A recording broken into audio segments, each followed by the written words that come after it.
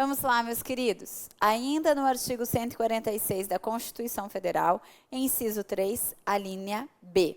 Temos ainda que ter lei complementar para obrigação em direito tributário, lançamentos, crédito, prescrição e decadência tributária. Então, obrigação tributária, nós temos menção no CTN, lá no artigo 113. Então, cumpre aqui ao previsto nesse dispositivo da nossa Constituição Federal, que exige lei complementar para tratar sobre essas normas gerais de direito tributário, que é a obrigação. Nós também teremos uma aula exclusiva para falarmos sobre as obrigações tributárias. Mas sabe que já estão lá previstas no artigo 113 do nosso CTN. Sobre o lançamento tributário, nós temos previsão também no CTN, artigos 142, 147 e 150 do CTN, atendendo aqui ao previsto nesse dispositivo. Crédito tributário tem início no artigo 139 do CTN, mas também há menção sobre crédito tributário nos artigos 151 do CTN, 156, 175 do nosso CTN. Prescrição, artigo 174 do CTN. E decadência, artigos 173 e 150, parágrafo 4º do nosso CTN. Então, eu tenho aqui essas previsões em CTN, cumprindo ao que prevê esse artigo 146, inciso 3, a linha B da Constituição. Percebe porque realmente o nosso CTN teve que ser recepcionado como lei complementar, pois a maioria das matérias que estão previstas nele só poderiam ser tratadas por lei complementar. Então, ao invés de rasgar o CTN e fazer outro CTN, preferiu-se realmente recepcioná-lo como lei complementar. Ainda, precisamos de lei complementar.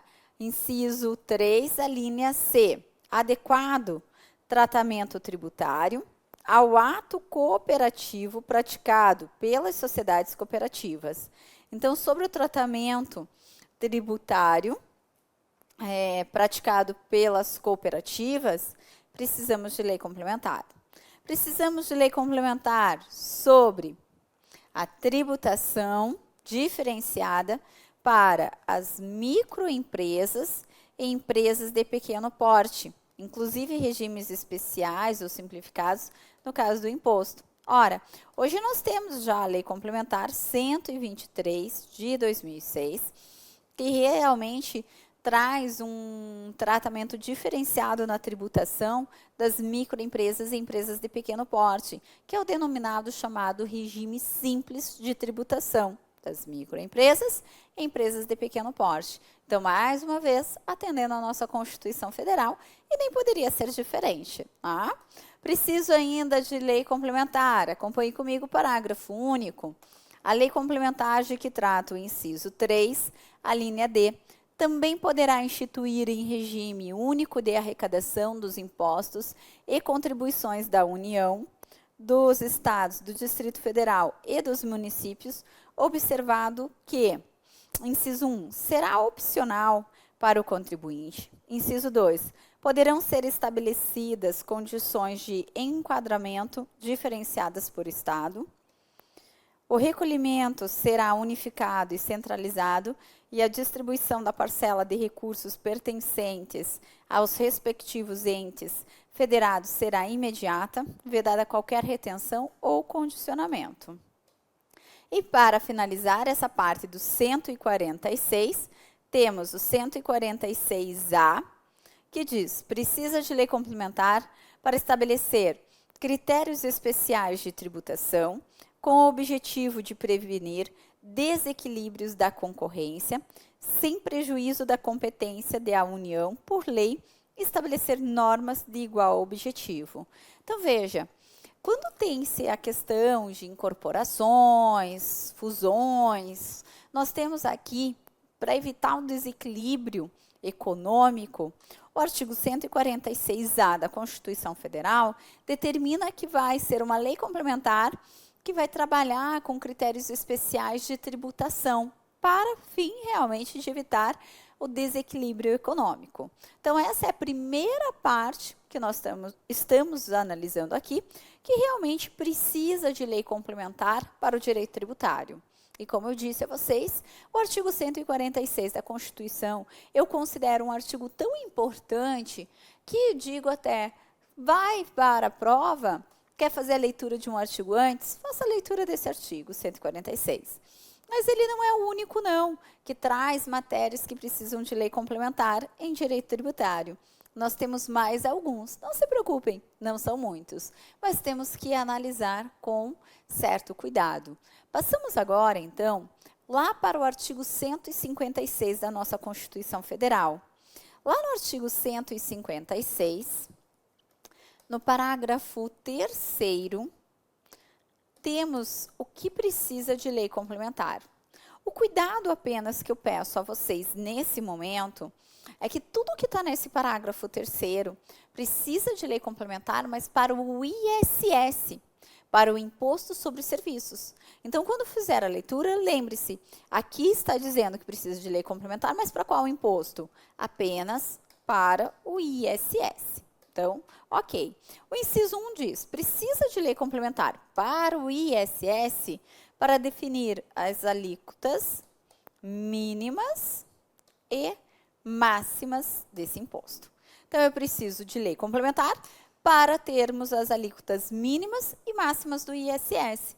E como eu disse a vocês, realmente nós já temos uma lei complementar específica do ISS para tratar sobre esse imposto, e que é a Lei Complementar 116 de 2003. A Lei Complementar 116 de 2003 ela é extremamente importante. Então, a depender do teu concurso, você tem que fazer a leitura dele, sim, dessa lei complementar. Não é tão grande, então não precisa causar espanto, mas é que ela vai trabalhar especificamente com o ISS, trabalhando inclusive com as alíquotas mínimas e máximas que esse imposto deve ter. Quanto às alíquotas mínimas, nós temos que, hoje, em razão da Lei Complementar 157, que alterou a Lei Complementar 116, incluiu o artigo 8A na 116, para dizer que a alíquota mínima do ISS será de 2%. Então, qual é a alíquota mínima do ISS? 2%. E a máxima está prevista também no artigo 8º da Lei Complementar 116 e é de 5%. Ora, José, eu não entendo isso. O que vem a ser essas denominadas alíquotas mínimas e máximas? O que acontece é o seguinte, você sabe que o ISS, e que também teremos uma aula exclusiva para falar sobre esse imposto, mas você sabe que o ISS é um imposto municipal. Já que é um imposto municipal, cada município pode tratar sobre o ISS como bem entender. Porém, a Constituição Federal determinou que cabe a uma lei complementar trazer quais serão as alíquotas mínimas e quais serão as alíquotas máximas desse imposto. E trouxe que a alíquota mínima será de 2% e a alíquota máxima de 5%. Isso significa dizer que, em que pese cada município ter a sua própria legislação sobre o ISS, nenhum município hoje poderá ter uma alíquota inferior a 2%, e nenhum município poderá ter uma alíquota superior a 5%, pois, como está determinado pela Constituição Federal, cabe a uma lei complementar, âmbito federal, que é a 116 de 2003, dizer qual que vai ser a alíquota mínima. E ela disse, a alíquota mínima será de 2% e a alíquota máxima será de 5%. Ora, por quê? Tem que ter definição por uma lei complementar quanto à alíquota mínima. No passado, existia a chamada guerra fiscal entre os municípios, em que muitos municípios traziam alíquotas bem inferiores do ISS para atrair prestadores de serviços para os seus municípios. E isso acabava criando uma guerra fiscal entre os municípios. Então, a Constituição Federal disse, não, tem que ser uma lei complementar que vai dizer a menor alíquota que pode ter de ISS. E aí, cabe a cada município dizer se vai seguir essa alíquota mínima ou vai ter uma alíquota maior.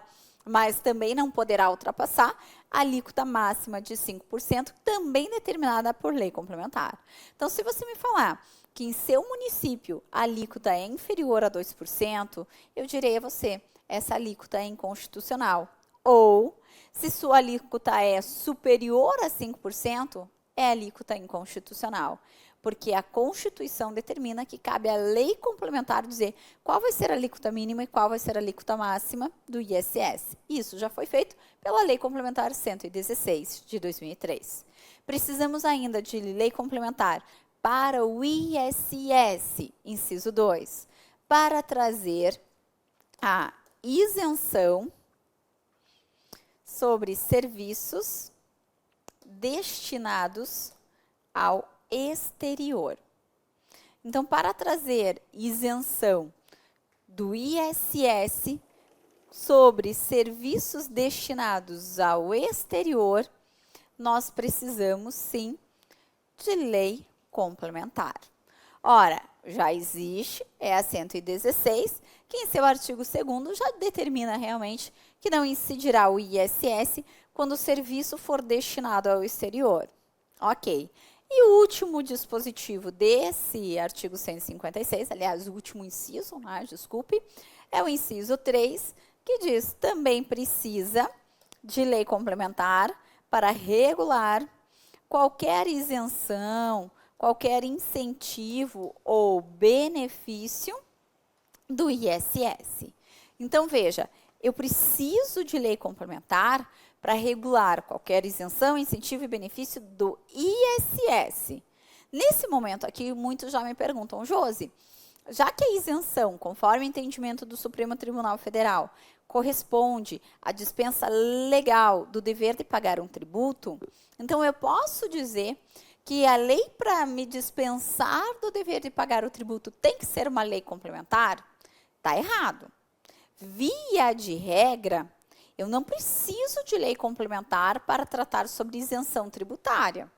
Aliás, esse termo, esse instituto, isenção, ele é tratado pela nossa Constituição Federal, lá no artigo 150, parágrafo 6º. E no artigo 150, parágrafo 6º, tem-se que eu preciso sim de uma lei específica para tratar sobre isenção. Mas cuidado, vamos com atenção para não errar na hora da prova. Então, o artigo 150, parágrafo 6º da Constituição Federal, determina que precisamos de lei específica para tratar sobre isenção. Agora, lei específica não quer dizer que tem que ser lei complementar. Mas lei específica é a lei que vai tratar especificamente sobre isenção.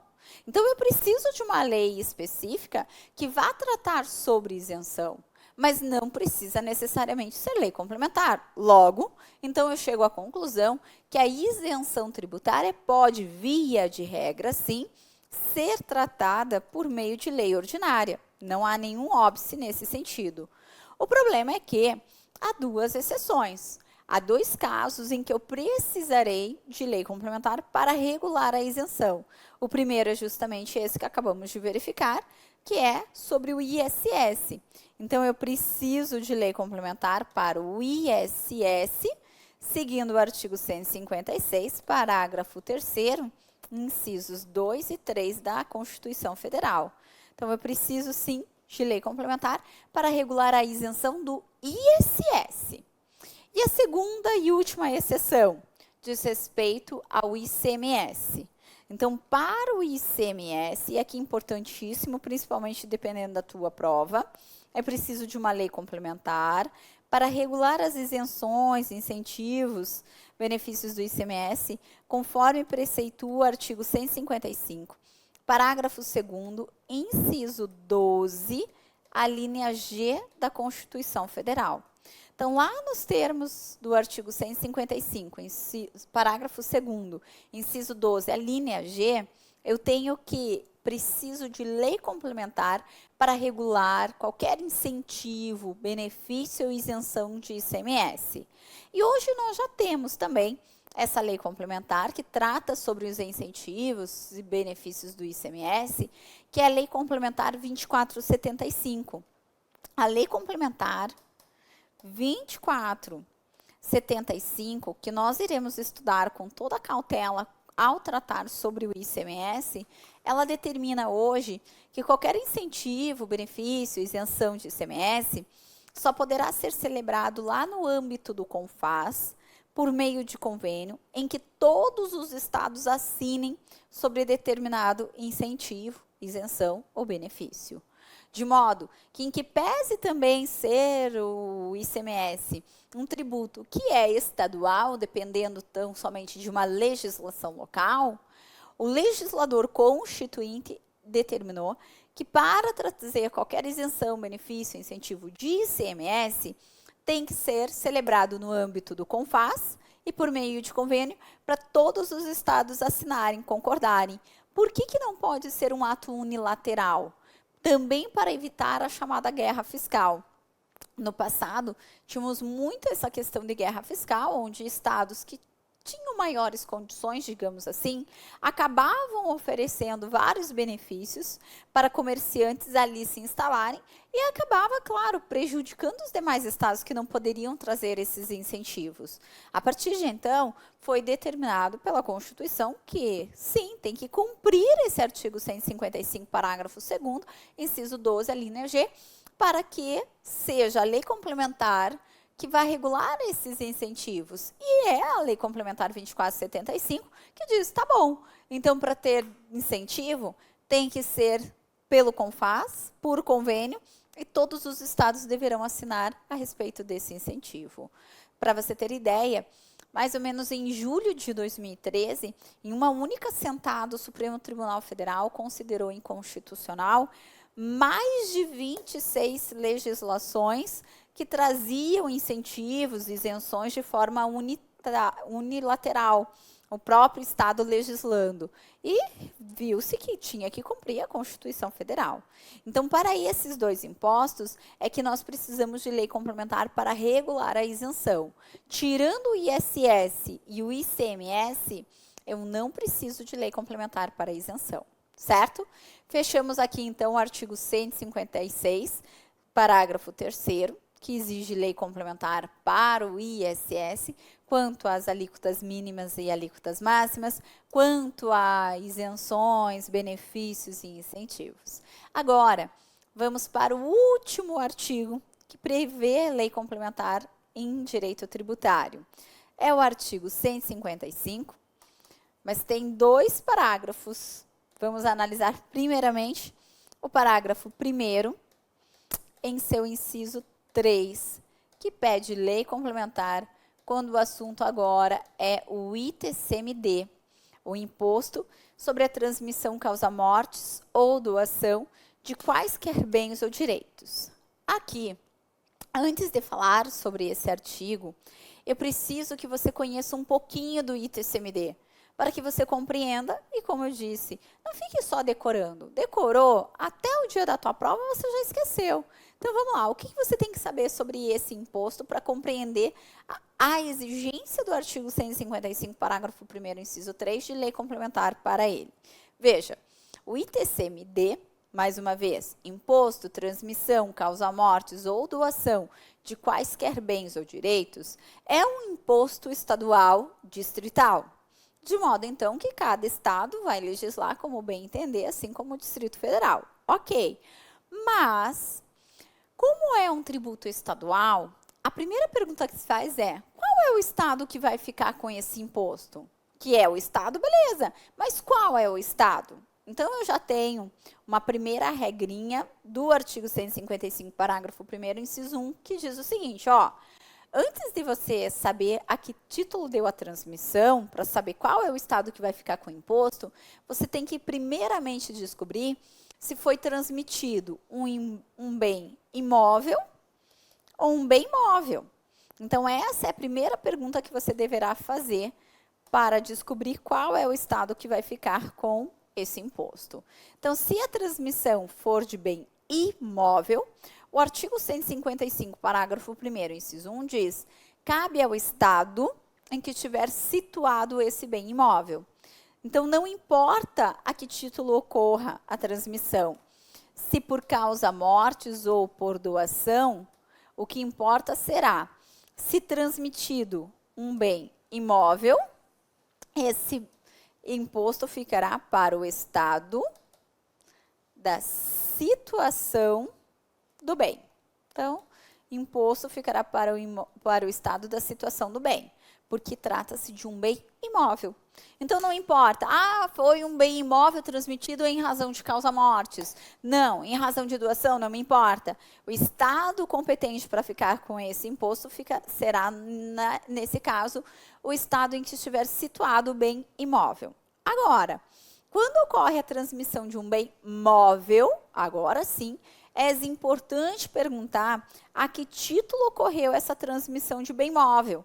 Se foi uma transmissão causa-mortes ou uma transmissão a título de doação. Por quê?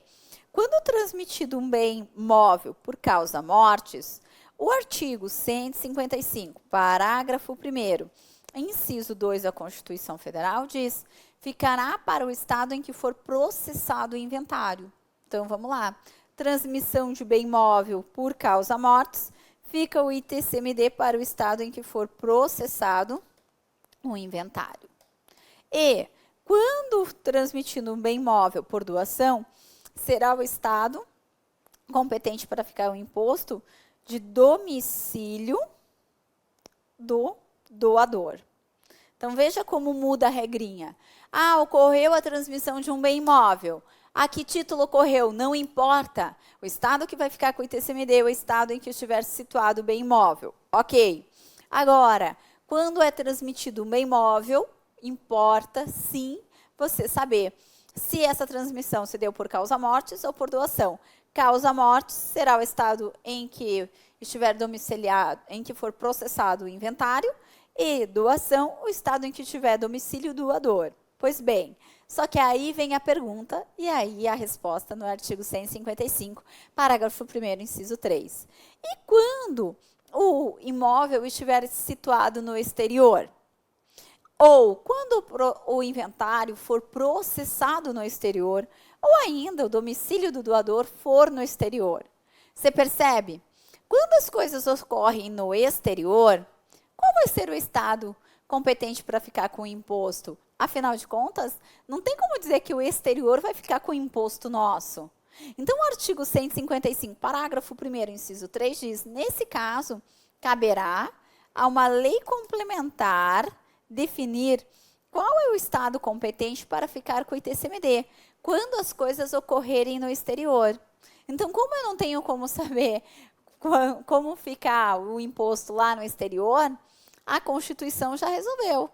Se o imóvel estiver situado no exterior, ou o inventário for processado no exterior, ou ainda o doador tiver domicílio no exterior, cabe a uma lei complementar dizer, então, qual é o estado aqui no Brasil competente para ficar com esse imposto.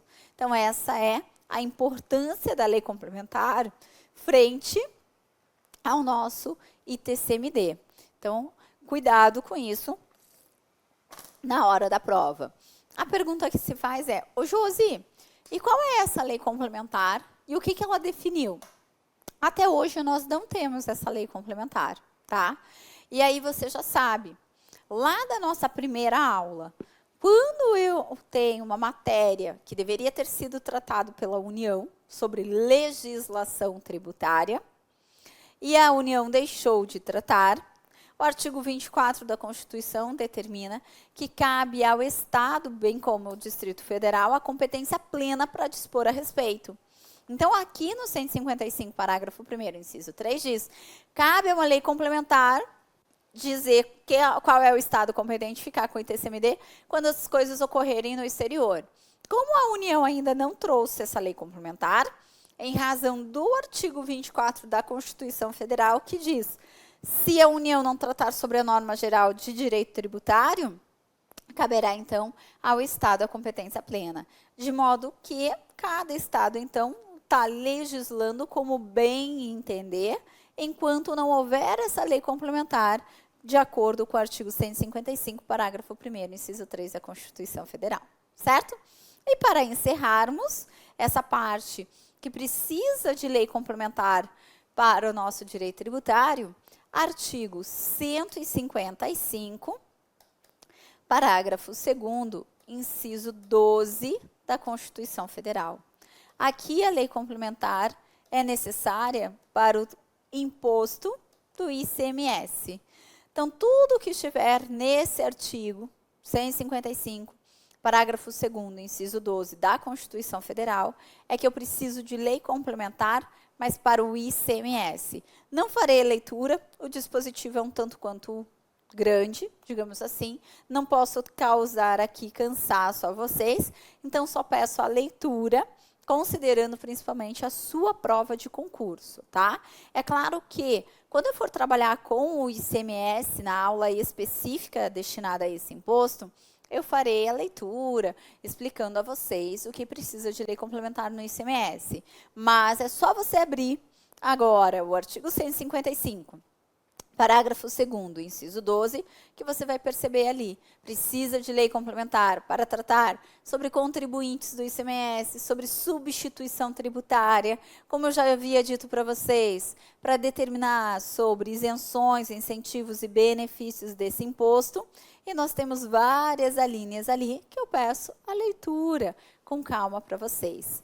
Com isso, fechamos, portanto, tudo do direito tributário que precisa de lei complementar, conforme prevê a nossa Constituição Federal. Agora, que eu já falei sobre lei ordinária, lei complementar, vamos lá falar um pouquinho sobre a lei delegada no direito tributário.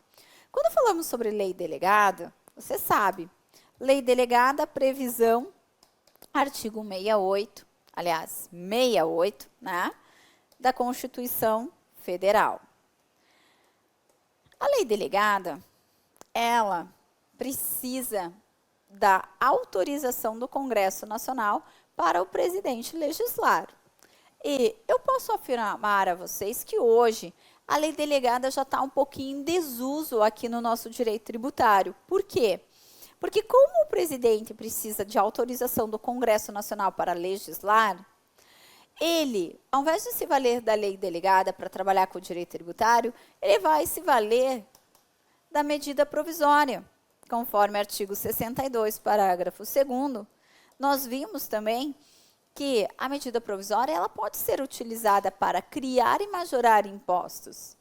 Então, por que o presidente vai se valer da lei delegada, que ele vai ter que buscar uma autorização do Congresso Nacional para legislar, se ele pode já emitir uma medida provisória, uma medida provisória para tratar sobre o nosso direito tributário? E detalhe, que as mesmas vedações que eu tenho da medida provisória no nosso direito tributário, eu tenho para a lei delegada. Até porque o próprio artigo 68 da Constituição já define, não cabe a lei delegada tratar sobre matéria reservada à lei complementar. A mesma coisa para a medida provisória que nós vimos. A medida provisória realmente não pode tratar sobre tributo que só possa ser criado por lei complementar. Então, as mesmas vedações que encontramos da medida provisória no direito tributário, eu irei encontrar na lei delegada. Só que a medida provisória tem uma vantagem. O presidente não precisa pedir autorização para ninguém. E na lei delegada ele precisa. Por isso, afirmamos que ela está em desuso, mas que pode o presidente se valer de uma lei delegada para trabalhar com o nosso direito tributário?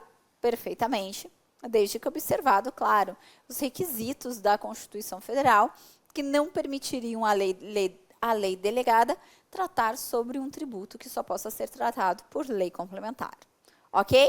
Agora sim, fechamos a primeira parte da legislação tributária, que trata sobre leis. Mas você já sabe que, ao falarmos sobre legislação tributária, não são apenas leis que nós temos, mas são leis, tratados e convenções internacionais, decretos e normas complementares. Já falamos sobre leis, disse sobre lei ordinária, lei complementar, lei delegada.